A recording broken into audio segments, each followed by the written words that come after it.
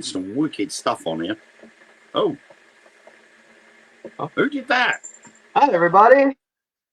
Welcome to this week's episode. Good evening. Oh, a bit early, but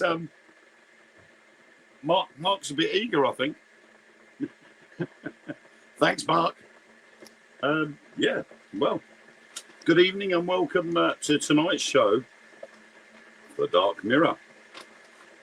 And boy, have we got a wicked one for you tonight.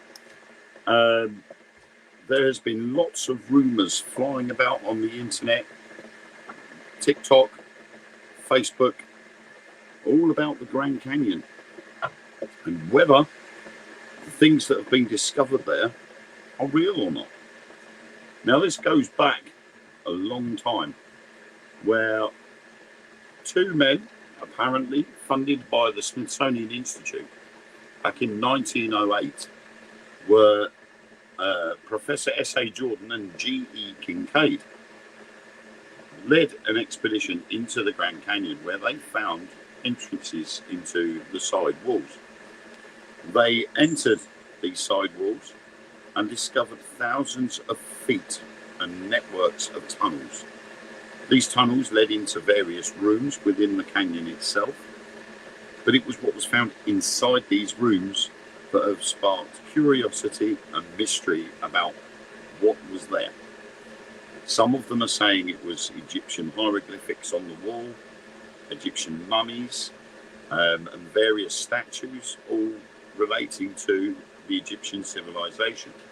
Some rooms had Buddhas. Fun fact, America, we actually have more mummies than Egypt. Yeah. But these ones were predominantly Egyptian-style mummies. However, these Egyptian mummies that they have discovered just so happen to be 8 foot tall. But, unfortunately, like with a lot of things that the Smithsonian have made mysteriously disappear, there are no pictures of these discoveries, and there is no record of Professor Jordan or G.E. Kincaid. They are claiming that these two guys never existed in the first place. So it leads to how all of this came about. Now, Theodore Roosevelt, the 26th president, he wanted to ban timber merchants from the Grand Canyon. So he brought out the Proclamation 794, which established the Grand Canyon as a national monument. This allowed for forestry protection in the monument area and barred any settlement and destruction of any feature of the area. And it already had a forestry preservation order in 1893 and then a game reserve in 1906. So Theodore Roosevelt had just basically added to it. But it was also classed in 1906 as an area of unusual scientific interest. So that adds to the speculation. Then it goes down to 1908, where there were a lot of, because of this Proclamation 794 coming out, this would have also stopped mineral rights. So in the process, people were getting wind of what was coming, so they headed into the Grand Canyon on purpose to try and get what they could before the proclamation came into force. And this then leads to a wonderful gentleman. I can't remember his name, but this guy had gone into one of these so-called cave entrances and gone down and found deposits of gold. As he went down further into one of these tunnels, he came across a city made of gold and claimed it as the city of El Dorado. The mysterious city of El Dorado. However, it turns out that this is also a rumor among some of the locals to that region that that's where the El Dorado was inside this canyon. But because of this, more people turned up and tried to take as much gold as possible, which lowered the price of gold. And thus, when the protection order came in, stopped all of that and the gold started coming back up again. So it is very strange because obviously we have, yes, El Dorado is the city of gold. Sorry, we've got a live chat room going on there. So yeah, so not only was there Egyptian statues in there, there was also statues of Asian cultures in there. Now, obviously, with the Egyptian ones, they dated back to, I think it was something like 1250 BC, which is the area of King Ramses. So that then raises the question of how did those items get there? Now, could this have been an attempt to hide these artifacts by the Smithsonian from all these places that these people have been going to and finding these artifacts? Could the Smithsonian Institute have run out of room, so they needed somewhere to hide it where no one would really think of going, and so they put them inside these caves? That was one of the bigger questions. But it is very strange because there are restricted zones there, and we had seen, I think it was last week or the week before, we did have the rumor going around that NASA owned a part of the Grand Canyon. Now, this is a myth. Yeah. With research, which is obviously what we do when we talk about these things, we looked into it, and NASA don't own anywhere within the Grand Canyon. It's However, actually along the river. It's all Navajo land. Yeah, and Hopi. Navajo and Hopi and that's have really like rights. the restricted areas. I was Yeah. actually on the park website earlier. There really isn't much restricted right now, besides the native land, which isn't considered part of the park. There is a trail shutdown, but it's like said to reopen, and they said they're doing training and forestry there, which is completely plausible. Yeah. Well, this is what I discovered when I first saw about the NASA own a part of the Grand Canyon. They don't. Basically, it is solely owned by the American taxpayer as such, but it's got monument status, so no one can do anything there without the government saying so. However, NASA do have rights to certain areas to be used for training purposes, and it was used as a training area for some of the Apollo missions. So that then raises the question, why there? Because there's no landscape like that on the moon. Maybe with the running waters, with the rivers, though. I know that was like a fear, well, you look at some of the rapids they could do. You know what I mean? I mean, you could do, but when you look at things like the Arizona landscape, what does the Arizona's landscape resemble? Mars. Yeah. Forest, so it does make you ask the question on why would NASA choose there of all places back in the Apollo days? We're only just talking over the last 10 years about going to Mars, and yet back in the also Apollo had days, a training thing by Niagara Falls too, if I'm correct. They had training places all over the place, because obviously you've got astronauts from all over the world, and just recently now we've got a new British astronaut which is has been trained up and ready to go up to the International Space Station. So sorry, Mark's just messaged me. Thanks, Mark. Yeah, I was trying to read it. He was going to put the theme tune on. Too late, Mark. We beat you to it that time.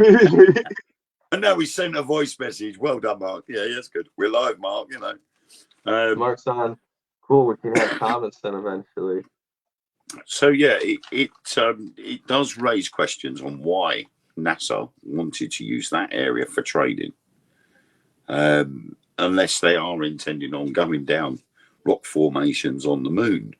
But it's just that with that, and the fact that the Arizona landscape is very similar to areas of Mars,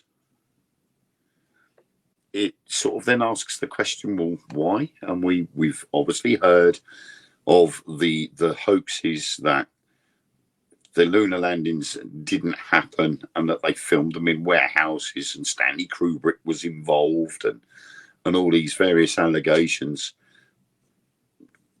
Based on that, could you be looking at these areas in Arizona being used to fake lunar landings? That is Or Mars actually very landings? plausible. I've said it too. There's a lot of times where that rover, that area looks familiar. Exactly. I mean, you look at the pictures of the rover that's on Mars at the moment, and there's screws on the floor, and you're like, okay, the rover's falling apart. Clearly, you can see that the evidence is there. So, what is going to happen to that rover when it completely breaks down? That's mission over, because you can't send an engineer up there to fix it. And if it never breaks down completely, then that's going to ask even more questions, isn't it? You know, everybody has now seen the pictures of bits of metal that have fallen off the rover. So eventually the whole thing's going to fall apart. So the mission we will could end. send another drone up there to fix it, though, which is the scary part. Or they'll just call the call for breakdown, and he'll just turn up from around the corner and fix it. The people that think that they're not, there's nothing up there.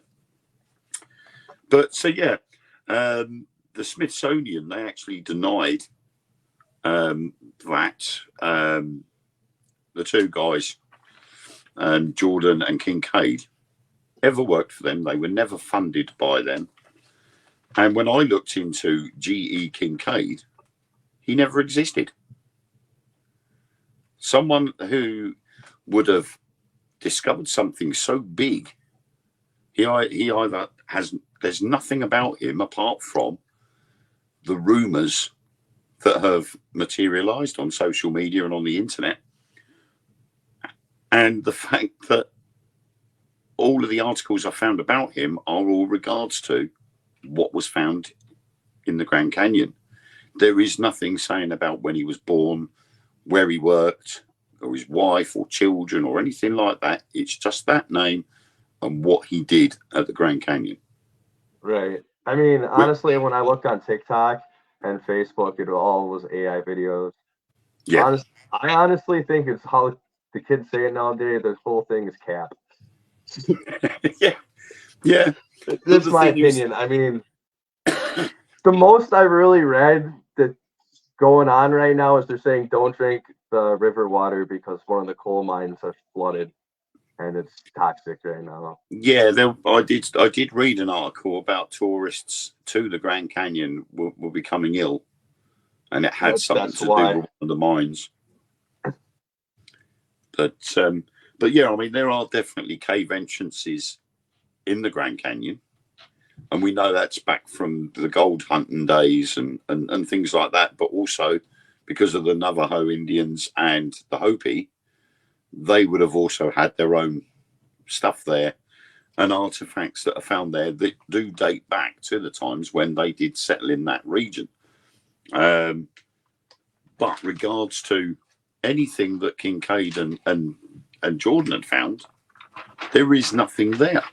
The other thing too that really made me suspicious of it is you've never heard about Egyptian and it was Asian artifacts together apparently at the bottom of that, and that just seemed... Yeah, they were all in the same network of tunnels, but you had like I say, it was almost as if the Smithsonian had run out of room, and they're like, oh well, we'll stick the Egyptian artifacts in here, and we'll stick the Chinese artifacts in there, some Japanese ones in there, and it was just to keep things out of the way, so they've got spare room in their basement.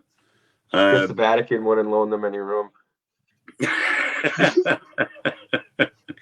To be honest, I mean, judging by the size of what's being told about what's down in the Grand Canyon, it wouldn't be surprised if it'd be the Vatican storing stuff in there.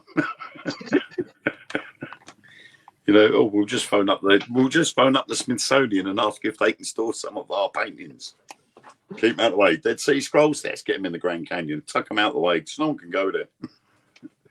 I certainly will. Do you think both groups have like a group dedicated? Well, we know what the Vatican does. Do you think this is Smithsonian has a group just dedicated to like paranormal stuff that the public can't know? I would have thought so. I mean, when you look at a lot of these places, like the museums and stuff that are collecting these artifacts, I think they do have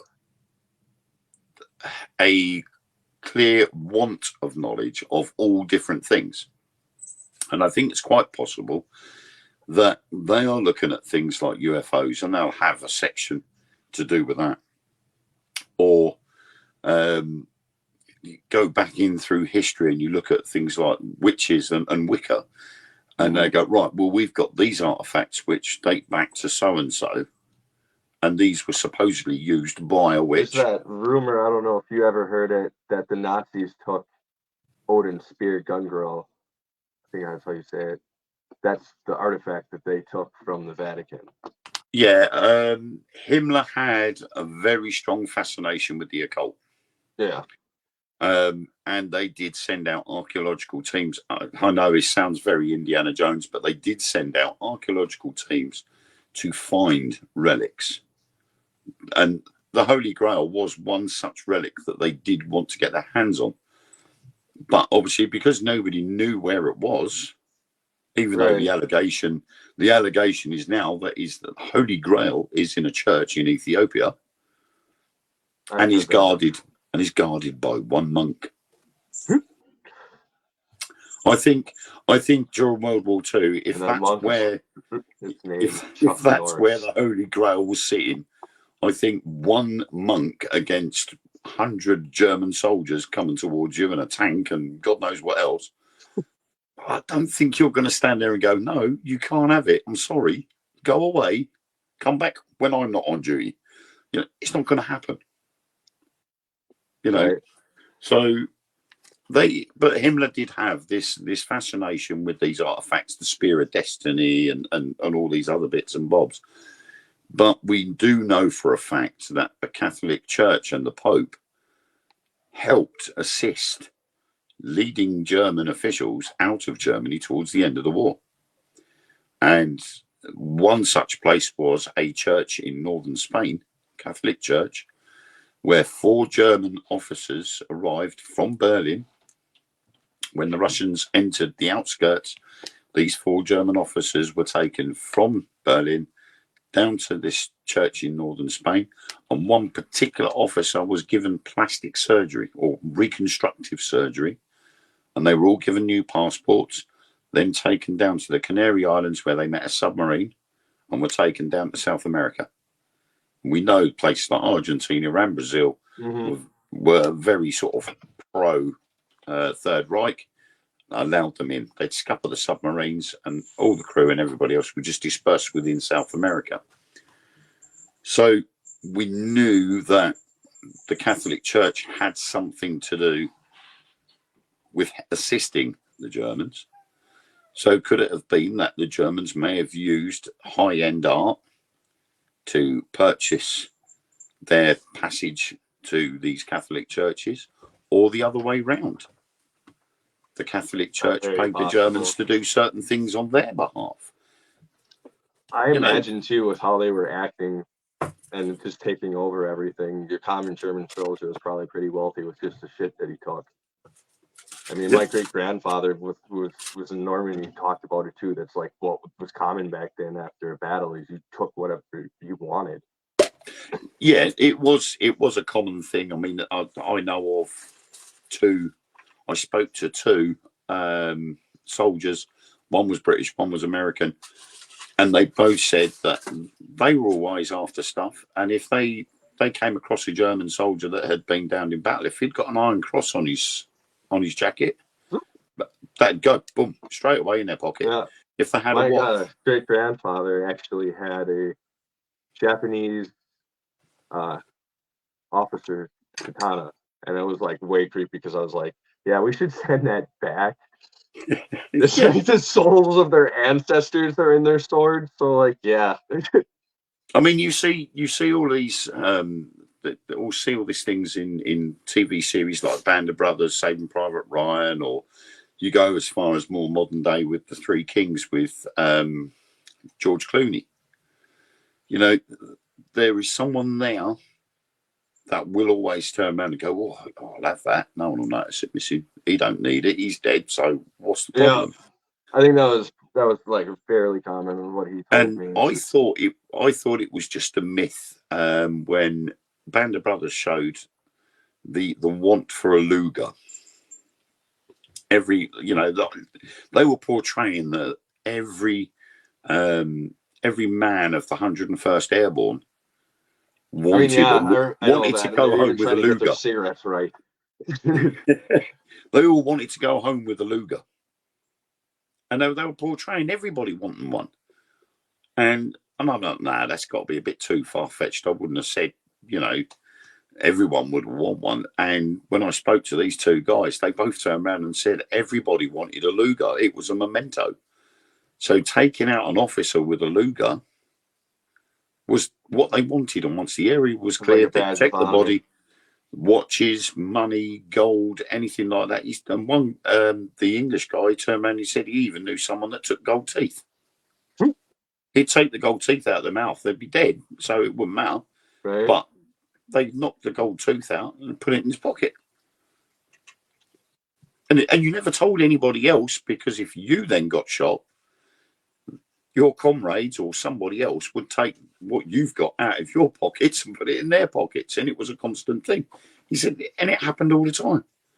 Because it was this morbid fascination with wanting a reward for what they're doing. Obviously they were getting paid for what they were doing, but they wanted extra. They were putting their lives on the line. I mean, but that's the kind of thing that happens too when you send boys into combat. Yeah, it's a very strange thing, but I mean, I wouldn't be surprised. I mean, we did a thing the other day, a couple of weeks back, didn't we, about the Smithsonian hiding these giant skeletons that were like 15 foot tall.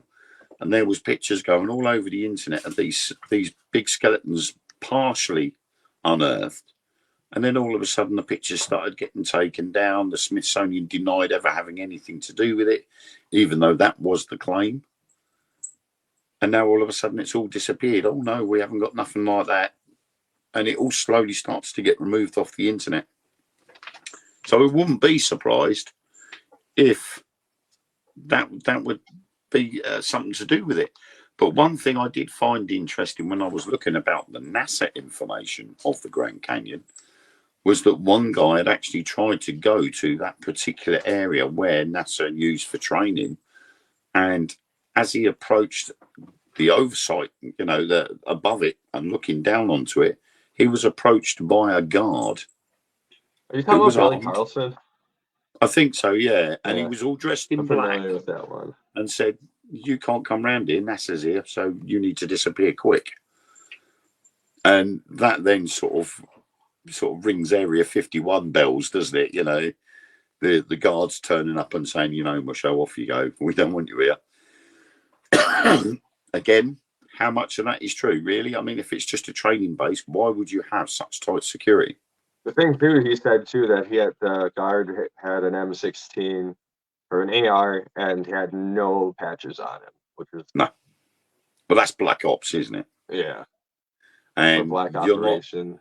You would not use Black Ops for security purposes for an area unless it was something really serious that they're doing. I know, when I was younger, I was an insulator, so I actually went to some the power plants. I know their guards kind of are like that too, and they have ARs. Yeah. So that would be private security. Yeah. So, but when you've got a governmental organisation, well, NASA's not governmental, but they're funded by the government. They would be using their troops. They wouldn't use private contractors. It would be like a National Guard. Yeah. So to have these guys all dressed in black in the desert as well, Jesus. I know what it's like to wear a normal uniform in the desert, and it ain't nice. Can you imagine wearing nothing but black? Right. Be like, oh, just waiting to want to shoot someone. 2 hours on, 2 hours off. Where's my bucket of water? I need it. So it was quite an interesting way to look at it. But when you look at all this business with these caves that run through the discovery of El Dorado and all of this, when you look back at it, and it all stems right the way back to an early edition of the Arizona Gazette. And apparently the Arizona Gazette was struggling a little bit. And so they ran this story to try and sell the newspapers. That would make sense. That I honestly could see. That because everybody makes a lot more sense. Yeah, if you're running a newspaper and you're struggling to sell copies of that newspaper, and you're looking 1908, 1909, you're looking at trying to sell newspapers. Your sales are down, and you're like, if the sales don't pick up, we're going to have the resources to go look. Yeah. So all of a sudden, let's kick off a rumor, and so that rumor comes about. Oh, look, they've discovered all of this and all of that inside the Grand Canyon. Word spreads, papers start selling. Next minute, you know, you've probably had one of the best sales pitches going, and your papers are flying out something chronic. And now, over 100 years further down the line, people are talking about it again. Makes sense. So it's hit its mark pretty well, and I think it's pretty outstanding, really, when you look at it. I think we need to catch up on some comments there. I was just giving another comment for your episode, Mark. I know Mark's still live, and we do apologise. We should have mentioned it. Mark's not feeling too good at the moment, so we've and obviously I'm back.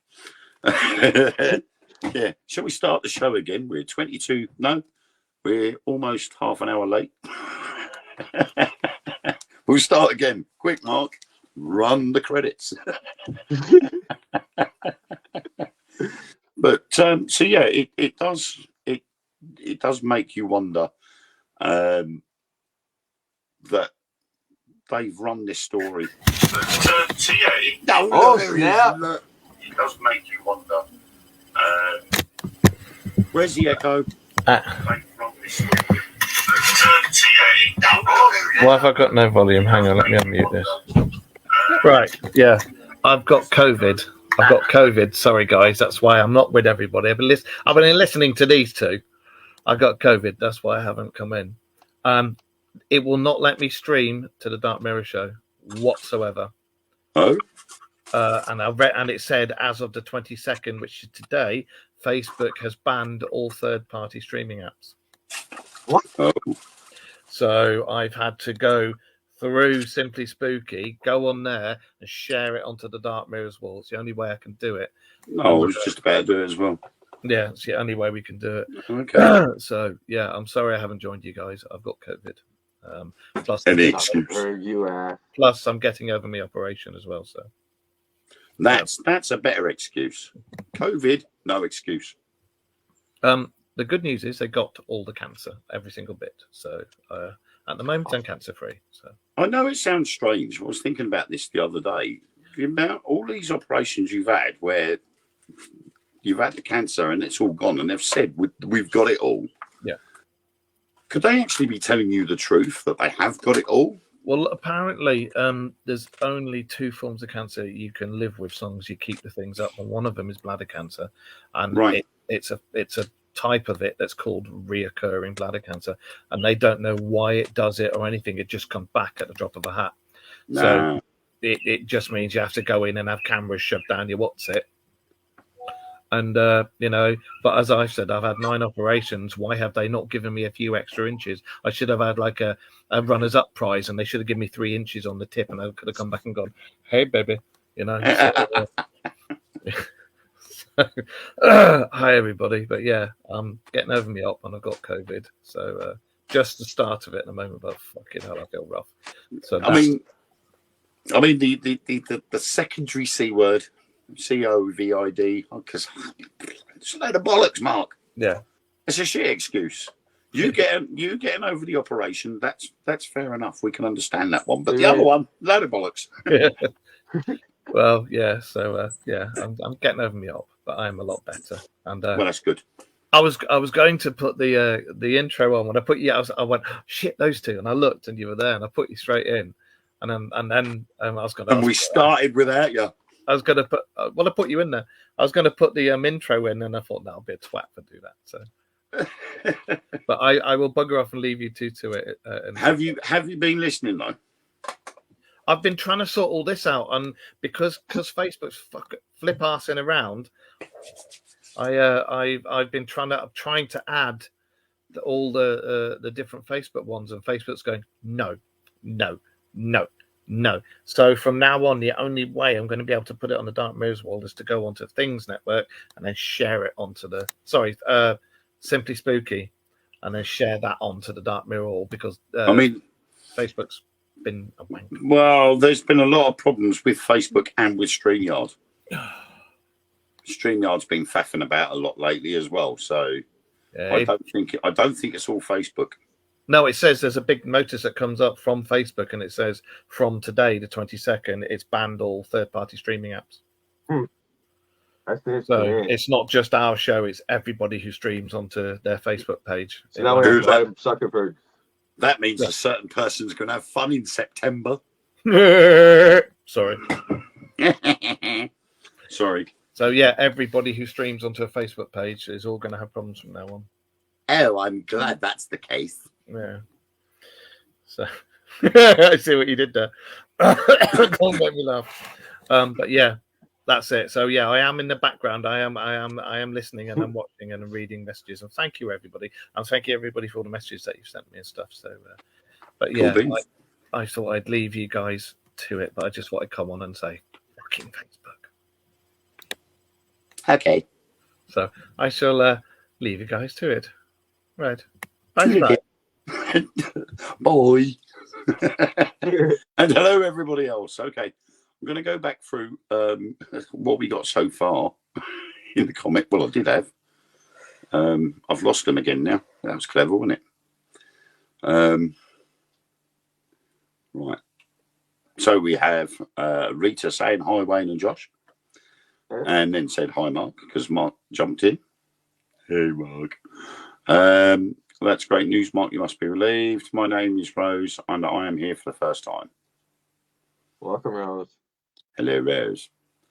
And then I've lost everything again. Oh my God, Facebook is having a bit of fun. And hi, Mark and Wayne and everyone from Colette. So, howdy doody, everybody. Yeah, I think what I should be doing really is just every once in a while I will pop into the comments section. Jacqueline's with us. Hi, Von.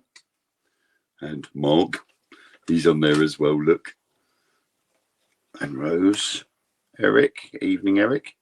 I used Eric's REM pod again on Saturday night. Something really likes my REM pod, and I've named it Eric in honor of Eric.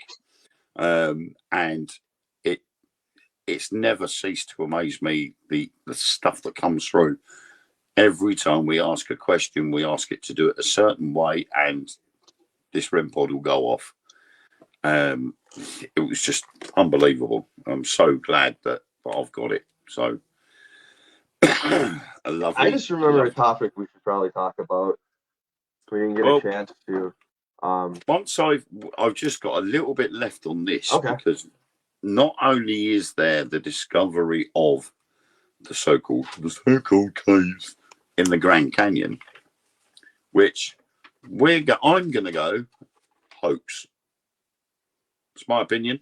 Mine too. There are caves there, but the contents of the caves are Native American Indian related, which is, I think, something like up to 9,000 years old, and that's it. There's nothing there Egyptian. There's nothing there Asian. That was just, I personally would go with the selling of the newspaper story. However, something that has a little bit more credentials to it is the Mogollon monster, or the Mogollon monster. And that just so happens to be the Arizona Bigfoot, which is supposed to reside in that area. And when I've looked through some of the claims and some of the statements and witness testimonies, it's literally identical, near enough, to the northern Bigfoot. 22-inch footprints, 8-9 foot tall. It mimics birds and coyotes, as with the other Sasquatches and Bigfoots. But there's been sightings from 1903, as far back as I can find, from 1903 right the way up to 2004. One of them was a guy called I.W. Stevens. He was out and about looking for woods to be used, and he described seeing it near the canyon, and that had long white hair on its head and a matted beard down to his knees. And wore no clothes. How he could have told that from the fact that he'd got a beard down to his knees, I don't know. Could have been wearing a pair of swimming trunks. But it had a beard down to his knees. It had 2-inch claws on its hands. Its nails were 2 inches long. I mean, that's in need of a pedicure and a manicure. But its body consisted of grey hair. So you're almost looking sort of pretty much closer to more the abominable snowman, the Yeti, being grey and white. But he had seen it drinking the blood of coyotes. And that was enough to scare him off. He just said, "Nah, see you later," and he ran away. Could have been too, just a really old one. It was also seen throughout the 1940s when a guy called Don Davies, he was there on some sort of scouting trip when he witnessed it, and it was the same description. And then a lady called Marjorie Grimes from White River, Arizona, she claimed to see a similar creature many times between 1982 and 2004, but this one had black fur, walked on two hind legs, so she knew it wasn't a bear because it walked for too far on its legs, and had big strides. But then when they referred it to the local tribes, many at the Fort Apache Indian Reservation also claimed to have seen it throughout that time period. So it does make you wonder if all of these things that have been supposedly seen are all done to keep people away or to attract people's interest in that area. I think the Bigfoot theory. It's every state park. Yeah, I think that is more likely, and I would go as far as to believe that one than I would the caves. Yeah. But it's because it's the same area and everything's all connected. I think that's, it adds to that air of mystery. But the Bigfoot sightings in Arizona, I would say, is more of a positive thing. And I just thought, do you know what? This is pretty cool. I enjoyed doing the research on this one because of all the different stories that were there. You got Hopi and the Navajo Indians. They had the rights to that area because obviously they were native to the area. So they were the only people that were allowed to reside there. Everybody else got kicked out. The mining rights were stopped, so no one was allowed to dig for gold there anymore. You couldn't cut down trees anymore. So becoming a national monument wouldn't have had as much pull as if you started up cooking some more stories up and saying, well, there's this here, there's that mysterious thing there. And the fact that it's a big gap in the ground, which for a geologist is pretty fascinating on its own. Do you think that had something to do with Teddy Roosevelt, though, too? They said he had a huge fascination with Bigfoot. Yeah, I mean, Theodore Roosevelt, Yeah, I mean, Theodore Roosevelt had a thing about that sort of thing and wanted to preserve what was there. Mhm. But literally straight off the back of that, there was this, oh, it's a site of unusual scientific interest. How can it be unusual? Yes, it's a canyon, but there are canyons all over the world. What is so significant with the Grand Canyon? Could it be because of those caves? Could it be that there is interest there from maybe other beings? Could there be an entrance to the underworld there? You know, the hollow earth theory. You know, if we have got hollow earth and there is another race of beings underneath the earth, the first layer of the earth's crust, would they have just one entrance? You know, we have houses with a front and back door. Wasn't it the Hopi too that said they had ant brothers? Yeah. That lived beneath them. See, so I mean, you base that if Antarctica is one entrance to the hollow Earth, why can't the Grand Canyon have another entrance into the It's hollow very Earth? plausible too. And I mean, there's all these old loggers' tales and miners' tales too, where they'd see something in the mountain, like a door open up, and then they would go there and there'd be nothing. There's a lot of stories like of that happening to guys. Yeah, and there's been quite a few of those appeared on TikTok recently where they've said, "Oh, I've been walking around this mountain range, and don't that look like a door?" And you're like, right, okay. And he's like, well, I heard something, and it sounded like a heavy door opening and closing. And that looks like a door to me. And they point the camera up, and you're like, yes, okay, it does look like a door. But you realise the amount of energy that would be needed to open that door, and it would be slightly obvious. And how come now is the only time to have seen it? You know, Yeah. it's been carved out of a concrete or rock hillside. Someone would have noticed that being happening.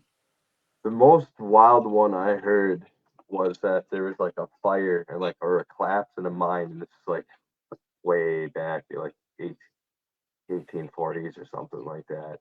And the miner swears that some dude came out of the wall and helped him get out and then went back in. But the guy was much, much larger than him. Yeah. Ooh. When you started saying about a fire in a mine, I'm thinking Centralia straight away. I'm like, oh, we got a bit of Silent Hill going on here. But yeah, it's I don't know. It's a very interesting thought to look at. And I'd seen a TikTok the other day where a guy had seen a visible. You could clearly see it. There was what looked like a hangar entrance in the side of the Grand Canyon. And it was an area of the Grand Canyon where there was a road. And he pointed his camera up to it, and you could see what looked like this hangar entrance. And he was going, oh, you see, that's where they're going in and out of. And my first thought was, oh, maybe that's an old railway tunnel. And that's the exit. And there would have been a bridge going across to the other side of the canyon to allow trains to go over. And then when I looked in the comments, someone turned around and said, no, that's the exhaust for a ventilation system. And I'm like, okay, if that's a tunnel for ventilation, what's in that wall? What's at the other end? So again, it then sparks curiosity that, yes, I thought it was a train tunnel that they'd obviously stopped working on because they either ran out of money or it wasn't safe enough to do it. So they just stopped at that tunnel Or it's entrance. just a big hole America's sticking nuclear waste into. But yeah, so because the thing is that the edges, you could clearly see that it had been constructed. This hole, it was perfectly flat on the floor, perfectly flat walls, and then there was an archway, so it looked like hangar entrance, the typical hangar shape, and it was all concrete. And yet these people will go, oh, that's where they're all going in and out of. You're like, what's going in and out of? So what he's saying is that's an entrance for UFOs to go in and out of. But I'm like, what's at the other end of that? Is it a ventilation shaft? Or is it a tunnel? Is it a tunnel for something else? Could this be another entrance to, the hollow earth? Or there's the possibility too. We have the TR3B. You know what I'm talking about. Good old TR3B. Or the next model of the stealth bomber. TR3B doesn't exist. Me and Mark have got the proof. We've seen it. We think we've seen something similar. We saw it with our own eyes, and Mark took a picture of it. So yeah, it's I think we got what's that? Comments come in.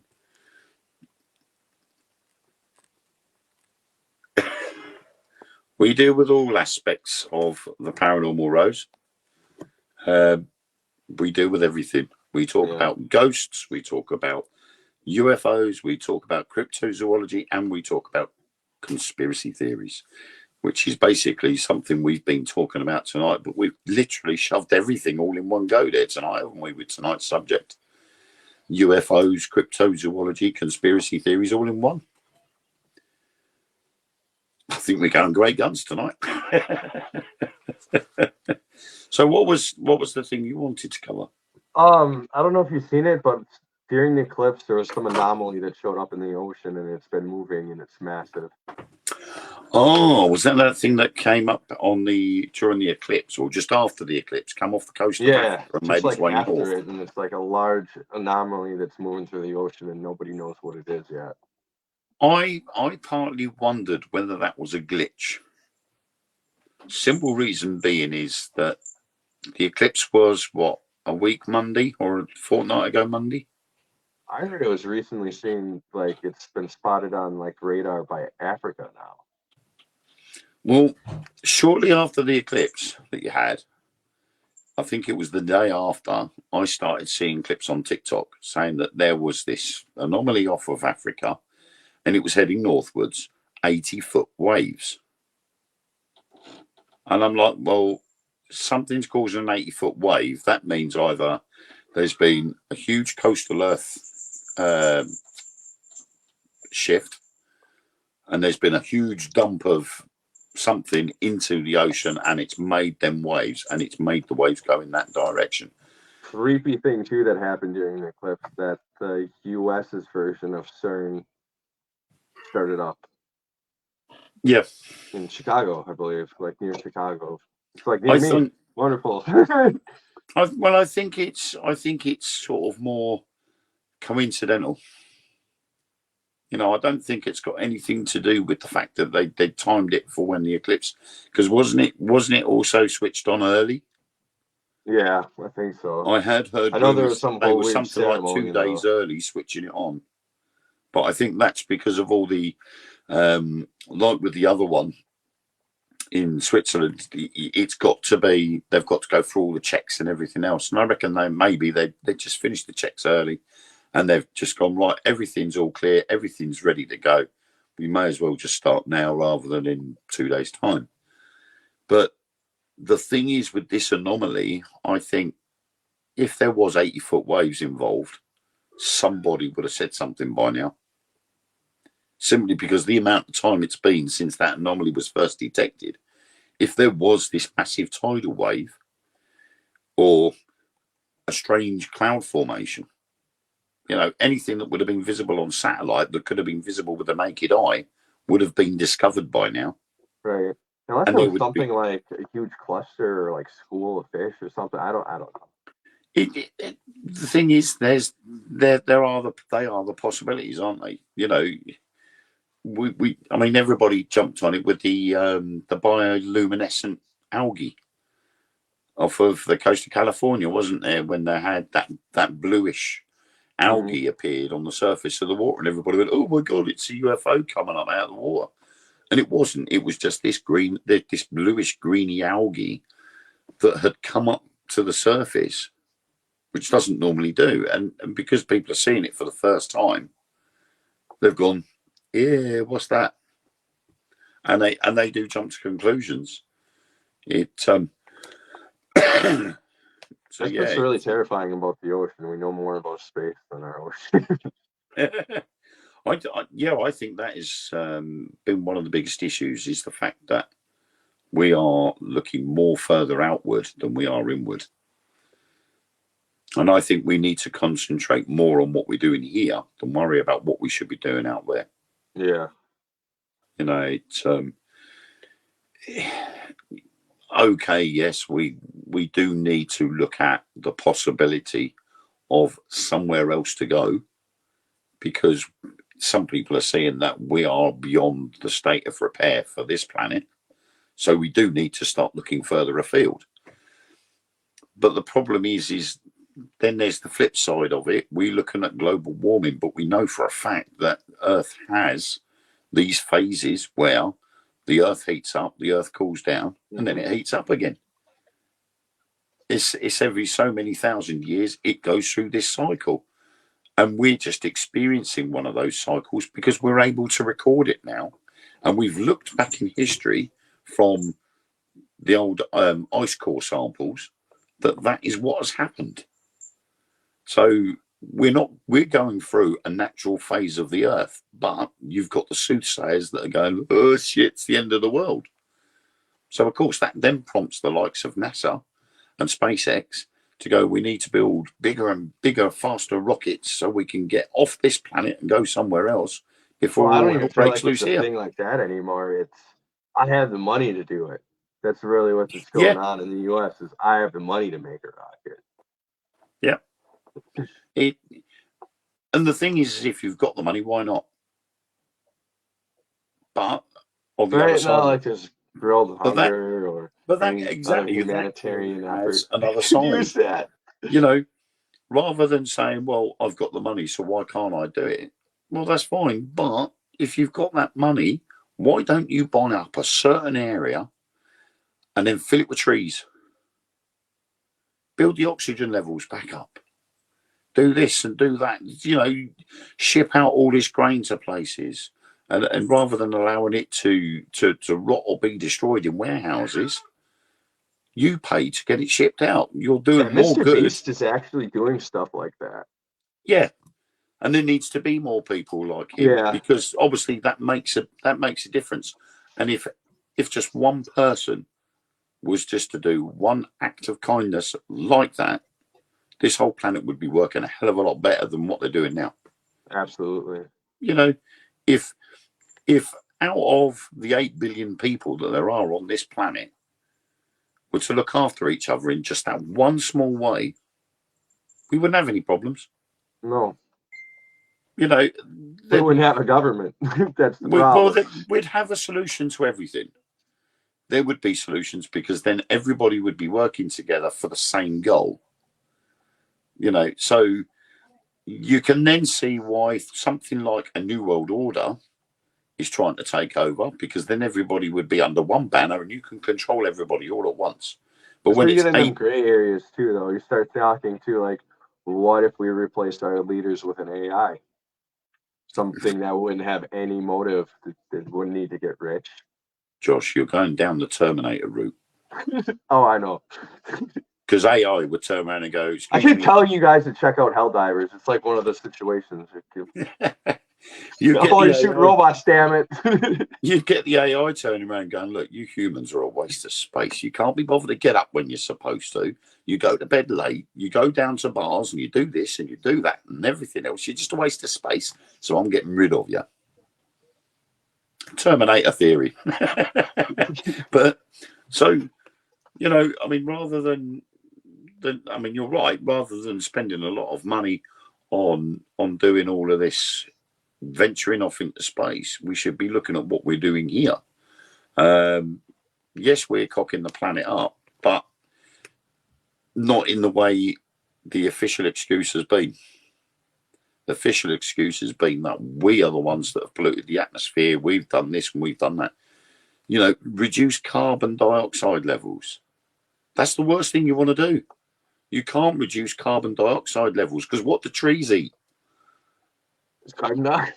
Carbon dioxide. You get rid of carbon dioxide, you're going to kill every tree that gives us the oxygen that we breathe. So we can congratulations to all these people in the world that says reduce CO2, because what you're going to do is kill us all anyway.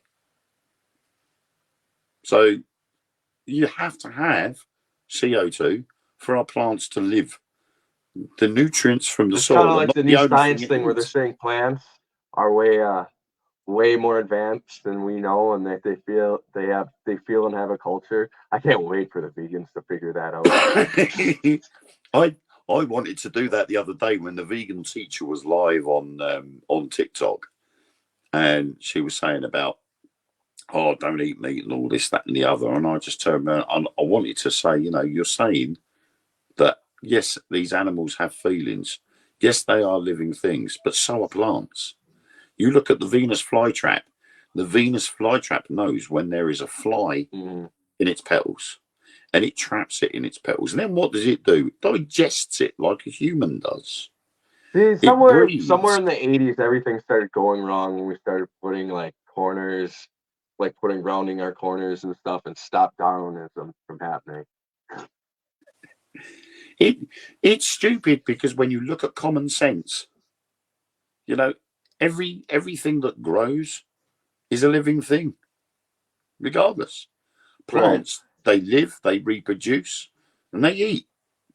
They just don't do it the same way we do. And that's the end of the day. That's it. Case closed. Everything is a living thing, just it lives in a different way to the way we do. And we look at it and go, yeah, because you don't do it the same way we do, you're lower than us. You know, it's a barbaric attitude, but that's the way humankind has taken it. And I think it's going to take something else to happen for us to realise. And people like the vegan teacher, not going to get through to anybody.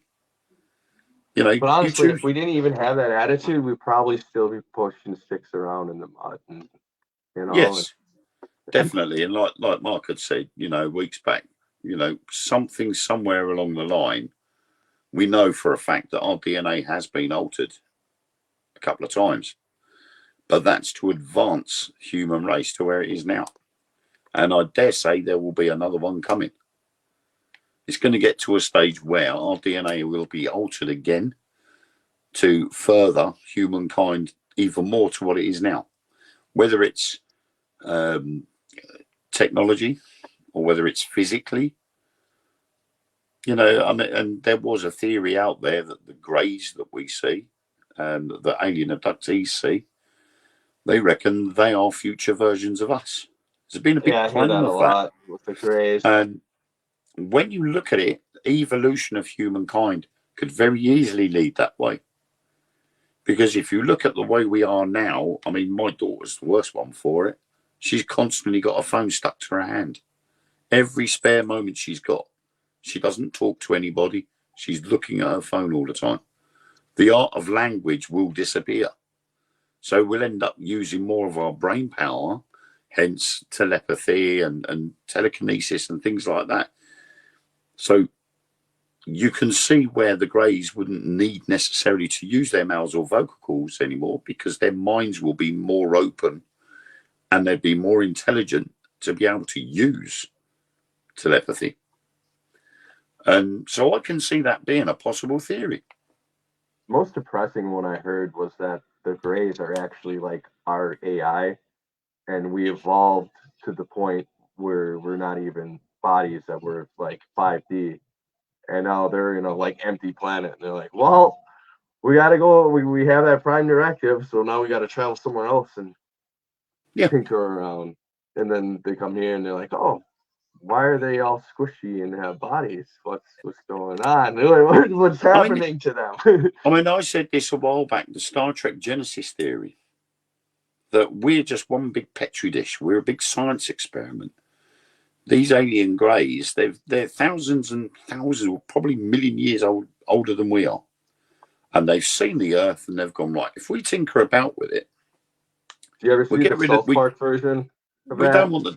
We don't want the dinosaurs. Let's get rid of them. So whack, there's an asteroid. Right, that's them gone.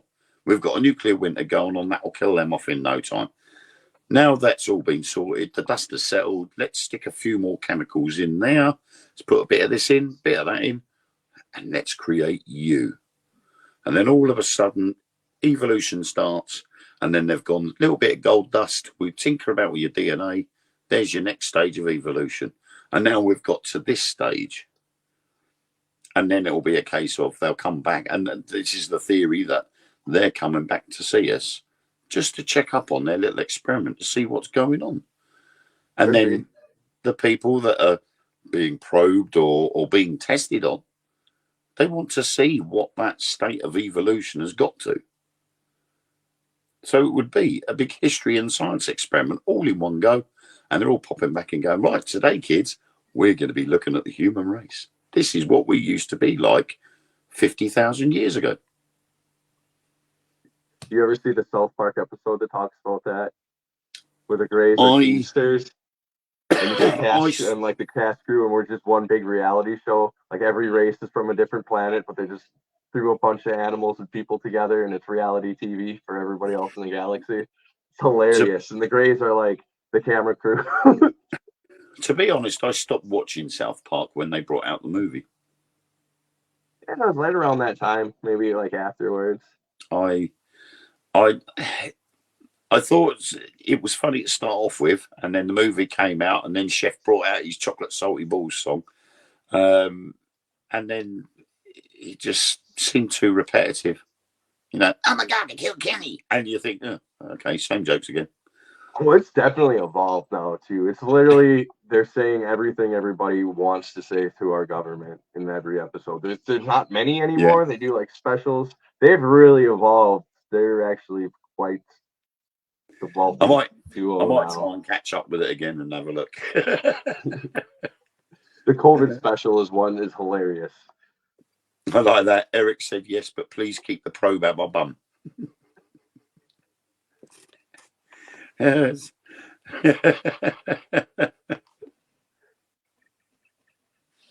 Thing is, why up the bum anyway?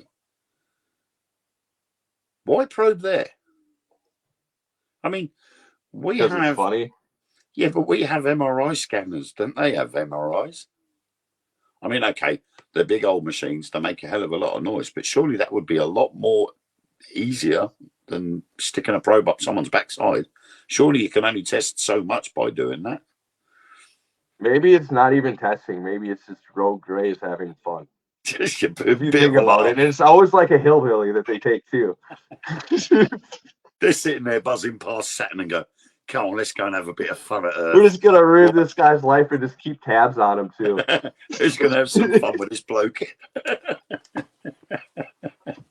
Go on, I'll dare you to stick the probe up his arse. Oh, why does it smell like that? This guy has said he ate sweet corn earlier. Let's test it and find out. And then one of the big aliens comes in and goes, right, fun time's over now, guys. It's time to go home. Oh, do we got to put him back? Oh, no. We shouldn't really take Mickey out of people that have been abducted by aliens because it is quite a serious thing, really. Yes. That's just the light-hearted side of it. But it's looking at different theories as to why they do things. You know, if you look at alien abductions, and there's so many recorded abductee cases around the world, and they're all sort of, if you were to take just one day's worth or a week's worth, there would be so many abductee cases that they can't actually turn around and say, well, they're just testing us to see how we've evolved. Because if they were, say, like, I don't know, 56 abductee cases around the world in one day, what do they think they're going to accomplish with that knowledge? Honestly, I have interviewed a lot of MUFON members within the mutual MUFON, the mutual. Yeah. They're the people that dive into it in my country. I think that you guys even have a version of it. Yeah. We do have a British. We do have a British section. You're fucking up your planet. We did the same thing. You need to do better than us, or you're going to be in the vast of space trying to figure out where to live. But it also lends hand to the reason some of the visitations were near nuclear Oh nuclear yeah, sites. definitely. So like nuclear power stations, nuclear silos, because wasn't there the case in, was it Pennsylvania, where 10 Yeah. missile silos went completely offline? There was no power to them whatsoever. This And it happened with a few power plants as well. caused I mass mean, panic it's, because there was no power into the silos. I honestly think when we nuke stuff, we affect other dimensions as well. And I think that's what's going on with them. We're actually not just screwing ourselves over, we're screwing other. It's literally going on a dimensional effect. Well, when you look at nuclear energy, you know, nuclear energy split the atom and all that energy that comes out of it. You know, you're messing with nature, Mm-hmm. and one of these days, nature's going to turn around and throw a curveball, Right. and it's going to hit us square in the eyes. Did you see what's going on with Dubai? Yeah, I'm again on this one. I'm on the fence because obviously they had these big storms, but then also these videos surfaced after all these videos about the storms. Oh, look, all this rain! Look, and this guy was in his hotel room, and he pointed the camera out onto his balcony, and he said, "This view that I normally have is of the desert. My hotel is right on the edge, and the desert is that way." He said, "You can't see it today, look." And all you could see was this wall of water. And I'm like, well, that's pretty bad because Dubai, pretty much a dry country. I heard But then the UFC canceled all their fights there. Yeah, I started seeing videos where the reason why there was so much rain was because they overdosed on cloud seeding. Mm-hmm. So that's the so-called official excuse as to why there was so much rain. They put I too much believe salt this into the happened cloud. somewhere in China last year too. Yeah, I mean, cloud seeding's done all over the world. Right. We've done it here in I know the we do it UK. in the US. I imagine you guys do it. Yeah, and all it is putting salt into the clouds to actually condense the water droplets into rain. Yeah, I heard this. I know a little bit of the science too. I always heard though too, if you overdose on it, you're gonna get hail instead of these rain, like potential rain. So it's kind of weird what is going on in Dubai. Yeah, and to be honest, we had some weird weather here. We're on the east, where I am is on the east of England, so we're on the east coast, and we knew there was some not so great weather coming into Scotland, and it did generate some snow in some places. But we down south, we very rarely get snow anymore. If we get snow, we get it for about 2 or 3 days, and then it's gone. It just gets really hot, and it's evaporated straight away, disappears. A couple of days ago, we had rain, we had sleet, and we had hail. But obviously, hail is flash frozen water droplets. Mm-hmm. Snow is a gradual cooling of water droplets, hence the snowflake. But all of these came literally within 20 minutes of each other. That's weird. You literally had flash frozen water droplets. We had sleet, which is the mixture of water and snow. And it all came down all within that 15, 20-minute gap. But not everywhere got it. Now, the biggest, we've got the city of Colchester next to my town. And in my town, we just had rain. But we got into Colchester and we had the hail and the sleet. And yet half a mile down the road, nothing again. There was absolutely nothing. The roads were bone dry. And you're like, okay, so it's pretty weird. That's really weird. And you'll get rain in one place and you'll get nothing in another, which is only a couple of yards down the road. And you're like, it's a very isolated shower. That's too isolated. And I've had that before. It reminds me, I don't know if you've seen the YouTube videos, like back when YouTube was coming up, with the guys who are like lighting snow on fire, and they're like, what's going on? And there's like melting like plastic. Yeah, they've stood there and gone, look, watch this. And they've held a lighter under a snowball. Yeah. And they're going, look, it's going black. Look at what stuff must be in this snowball. Well, no, that does that because it's the water creating a natural barrier between its contents and the flame. But you can do that with a plastic bag. You can do the same experiment. You get a plastic bag and fill it with water. You can stick a flame underneath it. The plastic bag will not melt because the water insulates it. It becomes an insulator, and it becomes too cold to be burnt by the bag, so it will stay like that, and you would be able to boil that water without any issues. And it's the same principle with a snowball. I always laugh when I see them ones because they go, "Oh my God, look at this snowball! It's going black. Why is that? It must be all the plastic in the snow that's falling." No, it's called physics and chemistry. The one I was talking about, it actually like engulfed, like they were flammable. Yeah, I mean, I me mean, and you Mark could have. just dump some gas and some snow too, and be like, "Look at this." Well, that's the thing. You look at butane gas in a can. If you spray it on a hard surface, what happens to the hard surface? It goes white. It Yeah. freezes. So if you were to get enough and put it like, for instance, when you do the Coke bottle rockets, you put the butane gas into the bottle, turn it upside down quickly, and then put a flame underneath it, and that will go boom straight up in the air. But if you put so much in, it then condenses back down into flammable ice. So you could literally just keep putting it in and sealing it so it freezes, take it out, put it into a snowball, and then go, "Hey, look at this." But then you're going to get the whole thing where your whole hand is going to go up in smoke.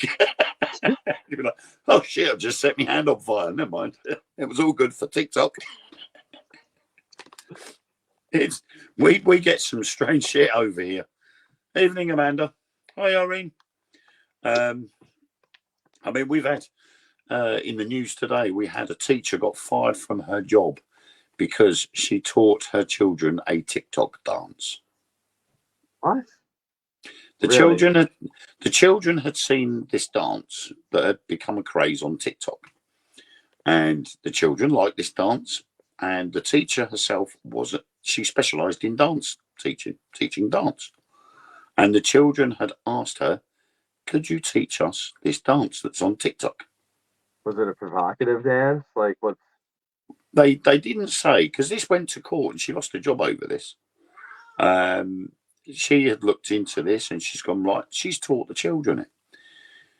Now, yes, she recorded it on a children's iPad, on the school iPad for the classroom. She didn't put it online or anything, so nobody else could see it. And yet, when the children went to another teacher and said, "Oh, we saw this on TikTok, could you show us how this works?" He went, "No, I can't teach you anything from TikTok. I'm not allowed to." They would turn around and said, "Oh, but Mrs. So-and-so said we could. Mrs. So-and-so taught us this dance from TikTok." He then grasped her up to the head and they fired her. That's ridiculous. I mean, And she lost her job overall for it, even when she tried to protest against it. way to make the kids not want to go to school. I mean, you can't Exactly. take all the life and fun out of them. Like, that's horrible. It was like the dance that was generated when, is it The Weeknd? Did that song, and it was do do do do do do do do, and everybody was doing the TikTok dance. They're all doing this, and for ages, everybody on TikTok was doing this silly dance, right? Even I did a version of it, and I made a complete fool of myself, but I don't care because that's what I do. But it was fun, and my kids enjoyed it, and that was the entertaining part of it. Was my kids thought it was funny, and that was me, mission accomplished. But because there's an age restriction of 13 years of age here, and these kids were 10 years old, that's the reason why she got fired. That's ridiculous. I hope something happens for her. But the thing is what Isn't I there don't some understand, sort of union there for teachers? There is NUT, I think it's called over here. So there will be an appeals process where she could appeal to this decision, but it then gets to a stage where, well, you know, that was a bit unfair. I'm going to highlight this case, and it goes public, and then it'll be public outcry, and she'll get a job elsewhere quite easily. There will be a school that will be sympathetic towards what's happened and will take her on. But she shouldn't have lost her job in the first place, as far as I'm concerned.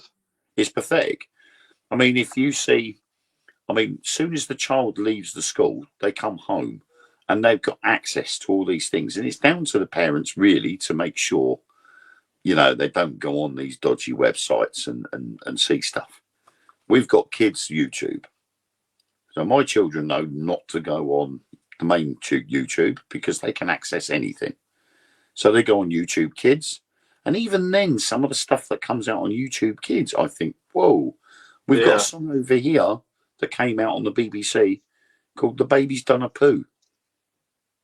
And it's a song that appeared on British Broadcasting Corporation, the BBC, called The Baby's Done a Poo, where they go on holiday and the baby's in his baby chair in the back seat.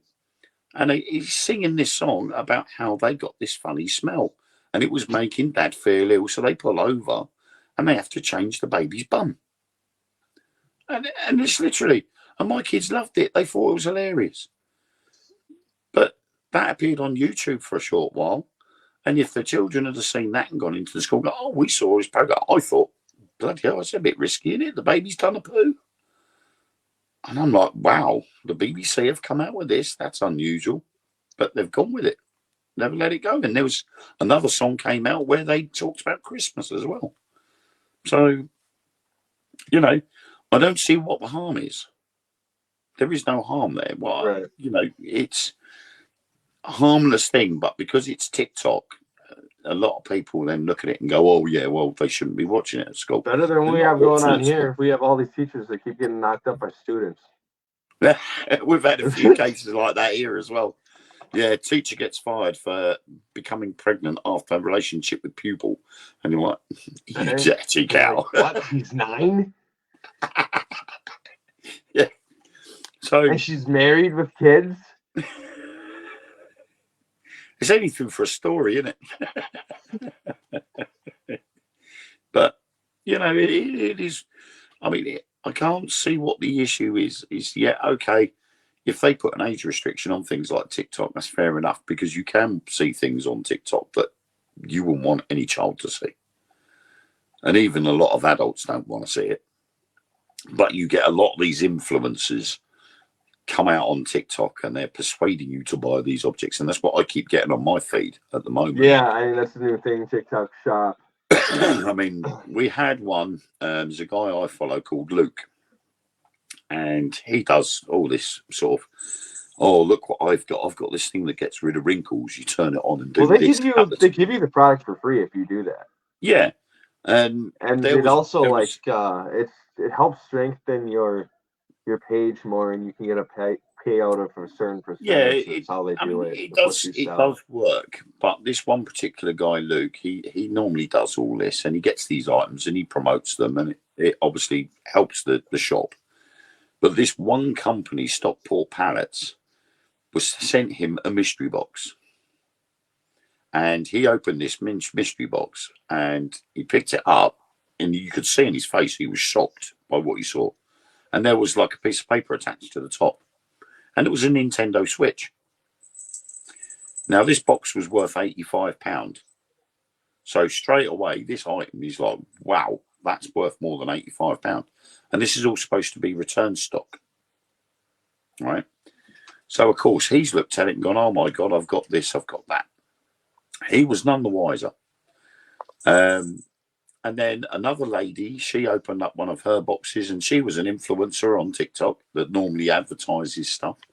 She got an Apple Watch, brand new Apple Watch. Again, the box on it had this little note stuck to it.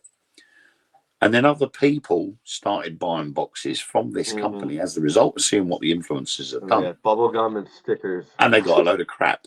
Laptop batteries for a laptop they didn't own. Notebooks and things like this. And they're like, well, that's not worth it. One lady, she got one of those giant mugs with the handle on it, the lid, got plastic mugs. She got one of them. She went, oh, that's good. That's not worth £85. And then it turned out that this Luke guy felt really bad because he found out what was going on. The little notes that were attached to the Switch and the Apple Watch were handwritten. To so-and-so from Gran. And it was the same handwriting and the same style of writing. So whoever put them items in that box had written these notes on these packages. And they were two separate boxes to two separate people. So of course, then Smart, everybody though. else jumped on it, and How much he money he felt bad. made? He It's said, capitalism. he said, I feel really bad because they sent me the mystery box to promote them. And I feel bad that I've got this and everybody else has gone by what I've got and assumed there's going to be something great in their mystery box, and they've been conned. And he ended up giving the Switch, and he'd gone out and he bought some big bars of chocolate and he sent them to a lady that had commented that she'd lost a lot of money buying a mystery box that she couldn't really have afforded to do because of that. So he sent the Switch and the bars of chocolate as a way of saying sorry, he didn't know. And he's since now sort of come out and said he knew nothing about what was going on. He won't have anything to do with that company anymore, and he's blacklisted them. And I'm just like, well, I'm glad I did my research, because I almost spent 85 quid on one of those boxes, and I would have been well pissed I if haven't seen I'd the got a load mystery of crap. boxes going around. There's a I lot always of them get out the there. ear thing and the water pick, and yeah, that's about the only ones I always see over and over and over. Oh, and the ice fan. Yeah, I mean, I've seen what these mystery. I mean, they do catch your eye. You know, you see all that they've opened this box up and they've got all of this stuff in there, and you think, oh yeah, that's not bad. But then you think, hang on a minute, these people are influencers. I mean, this Luke guy that I follow, he's got 1 million followers. So he's got a lot of people that follow him, and a lot of them would go by his every word if he said this was a good product. So, of course, when he's received this box and he's opened up and seen the Switch, he's gone, wow, my God, not realising what the company were up to. He then feels bad because he's just fooled 1 million people. Mm-hmm. You know, and it's wrong. But, you know, I think this company will get found out, and I think trading standards will get involved. This sort of group that says you shouldn't be doing that. You're a business. You shouldn't be conning people. And they'll step in and do something about it. But it don't stop other people from being conned and feeling bad because they've helped promote something that clearly is a load of crap. But yeah, it's all weird, isn't it? But I mean, with TikTok, you have to take things at face value. I think there should be a disclaimer when you open the TikTok app. It should be, this is for entertainment purposes only. Right. Don't believe everything you see on TikTok.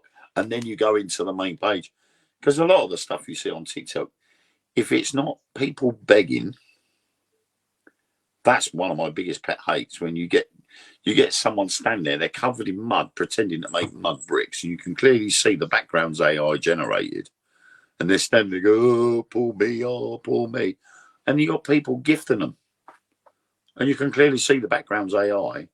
Yeah. And you're like, hang on a minute. If you're making mud bricks, why is it taking you 3/4 of an hour just to make one brick? There's a lot of that. There's a lot of beggars. If I was his boss, I'd be in there like shotgun. You're fired, mate. If you're going to make one brick every 45 minutes, I don't want you working for me. Get out of my place. Come on. But it's literally all about begging. You know, give me this. I need your help. Yeah, we've had that. We've had the cyber gypsies. I'm branding that right now. Cyber gypsies. Yeah. It's terrible because, I mean, literally, I can go, no matter what time of day, I'll go on there and there'll be some bloke there making mud pies or whatever, pretending to be really cold, and you can see the AI background, and you're just like, yeah, whatever, and then scroll past, and then you'll get the next one down will be someone's going live and promising to be giving stuff to homeless people or to charities, and then ends up pocketing the money themselves. And then he gets found out, and then he stands and goes, oh, no, I did give it to him, blah, blah, blah. We've got a couple of complete plonkers on there at the moment that, oh, hello, Phantom. Wait. Yeah. My dog. Hey, look, who's that? Look, you're live. You're like, oh, you winked. You love being live, do you? Okay, down you go, mate. You can't have your spot tonight. So I mean, yeah, yeah, he would have clawed me if he'd have seen him then. He'd have gone, nah, dog. But yeah, I mean, I'm not really too bothered about what I watch on TikTok. It just annoys me when you see people begging constantly, and you're thinking, oh, you know, what's the problem? But then I suppose it's no different to doing YouTube lives, Facebook lives, and doing the same thing. I mean, Facebook, it's send me stars. You know, that started off as a gaming thing, didn't it? The sending of stars. It just used to be for the gaming platform, and then it sort of branched out into just about every live video you do. It's all send me stars, send me this. I'm like, no, piss off. I'm not interested in doing things like that. I do what I do because I enjoy it. I don't beg off of people to sort of send me 100 stars because I think I might make 10p out of it. I ain't bothered. You got anything else, Wayne? Because I'm getting called. No, I think we can call it a night. I think we just made an hour and a half, I think. Yeah. So it's been good seeing everybody and good seeing you tonight, Josh. Yeah. Hopefully Mark will be better next week.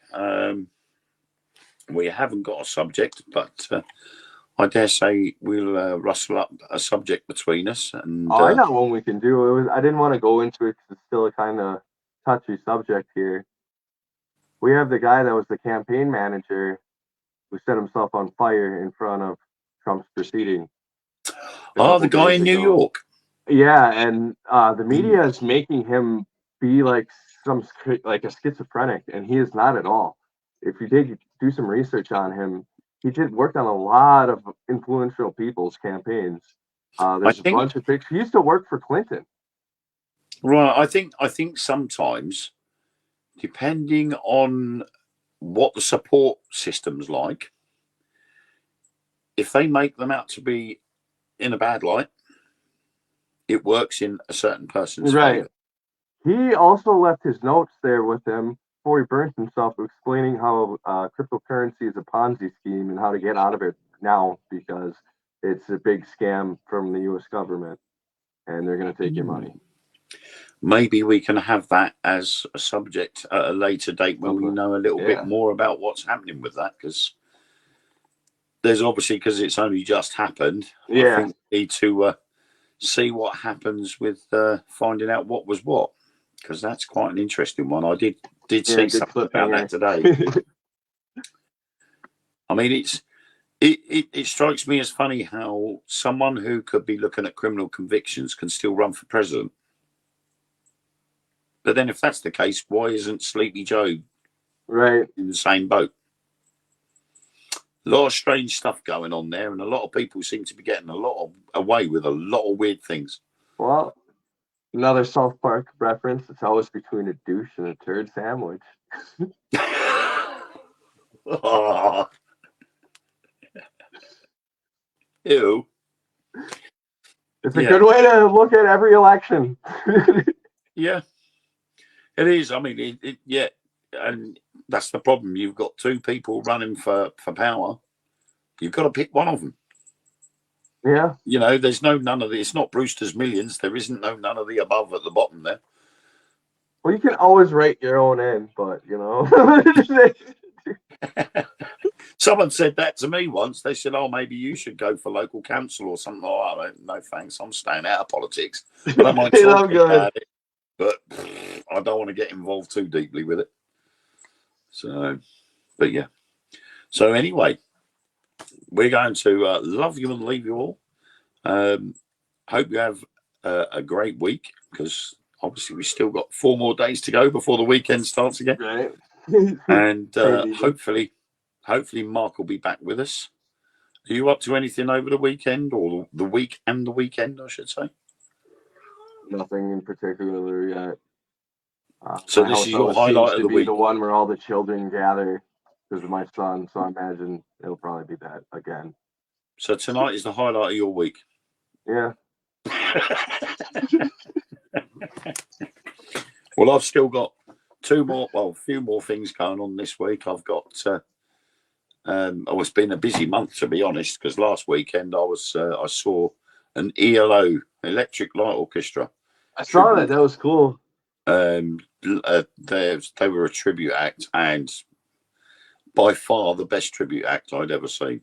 They were really good, and the lead singer even looked like Jeff Lynne. So that was pretty smart, and I knew all the songs, and I was singing along with them as well. So I thought, yes, great night this. So yeah, and then I was Harrods Redoubt Fort on Saturday night, testing out my new laser grid, which I was quite impressed with. And there will be videos if anybody wants to see the videos that I did on Saturday night. I've got one particular video which we haven't got a clue what it was we were watching, but it showed up on the video, and it will be on my Facebook group, Wayne's Weird and Wonderful World. And I will put it on there. But little to say that we had a light anomaly that I was blown away with. Somebody else was watching it live with me at the same time, standing right next to me. And it changed shape, and objects were coming out of it as well. And this was indoors in a room. Whoa. So Excited to see that. It was very strange because it started off as a white light and it turned pink, and then it turned into like a kidney bean shape. And then one at a time, these little arrows, they were literally like that, the V shape, came out of this little pink kidney bean. And then it went back to white again as I zoomed out. And then it just vanished. And it was where we can roughly work it out was it was in the corner of this building's over 200 years old, sitting in the corner of the room at the top. And on the video, we do analyze it and we say, well, we know that light up there is the security camera, but there's nothing up there in that one. And we had a kitten ball sitting on a table that was propped up on a towel against the window, so it couldn't just move freely. That kept going off to asking, as well as Eric the REM pod was going off. So I'm going to post that video onto Wayne's Weird and Wonderful World probably tomorrow now, because Awesome. I'm Check that probably out. going to be going to bed soon. But it's been a great one. So It's been fun. It's been a good one tonight, and I think we've kept people entertained. Me too. So if anybody wants to see that video, look up Wayne's Weird and Wonderful World. The link will be in my profile, my Facebook profile, and I think I've shared it out to a few groups as well. So it's definitely there and definitely worth a look at, because that's my newest project that I'm doing. My little solo project I'm starting. So anyway, that's it from us, and we will see you all next week. So Bye, everybody. take care. See you all soon. Bye. See you later, Josh. See you later, Wayne. Mark's responsible for stopping the live. See you later, Josh. See you next week. All right. Bye. Catch you later. Bye.